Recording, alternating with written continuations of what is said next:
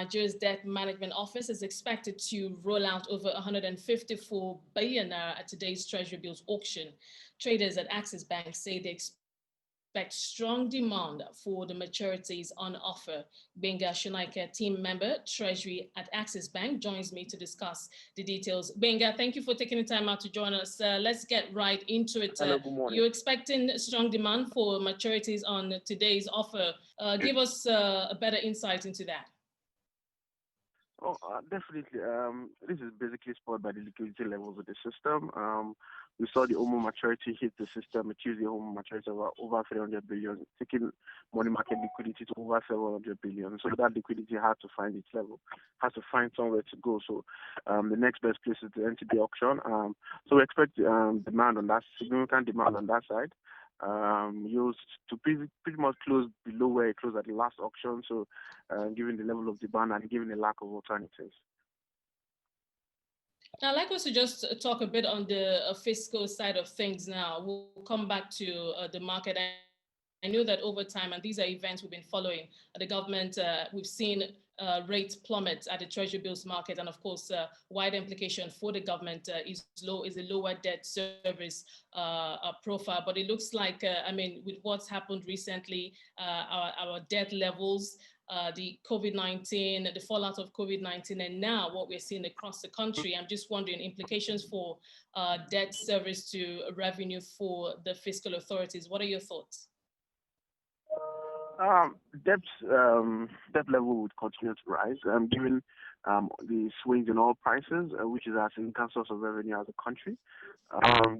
Unless that increases significantly over the period, over the next 12 months, we need to continue to borrow to service our expenses, our expenditures, recurrent and both. Also looking at the budgets that they have put out for 2021, we're seeing an increased differential between your revenues and your expenses, which is above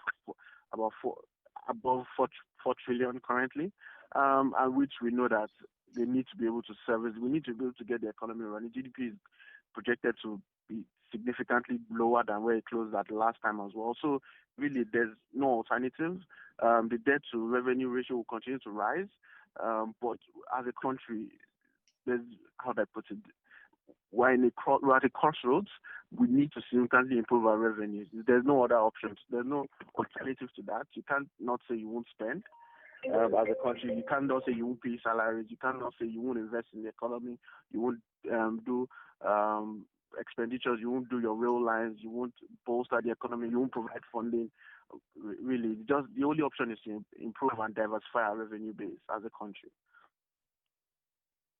All right, let's get back to the market. What should we expect going forward? I'm thinking about, investor sentiment. We're seeing rates at, record lows. So going forward, implications for liquidity, the DMO, how they're going to price these instruments going forward, and how you think investors are going to react. We're seeing, as like I said, rates are very low.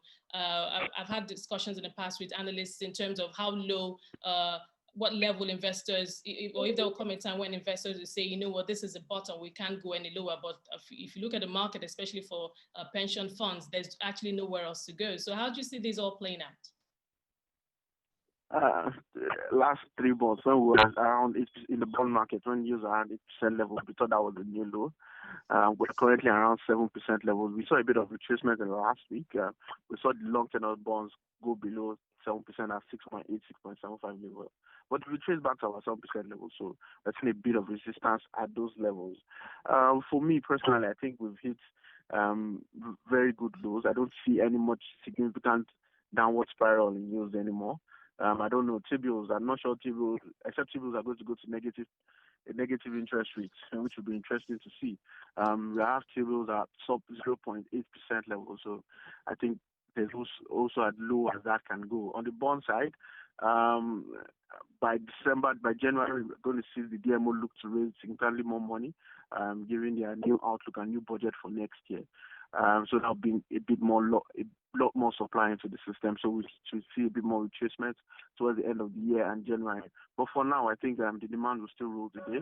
We might still see a 50, 30 basis point additional drop in yield across the curve, but that would typically fizzle out by the end of the year and opening next year. That's that's the sentiment for now.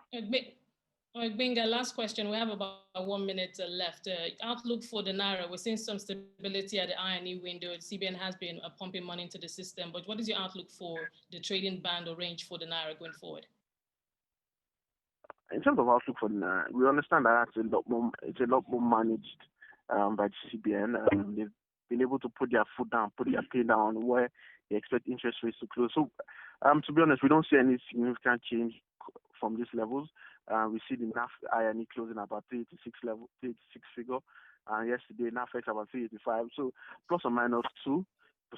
We don't see any much detraction from these levels, except something significant changes. We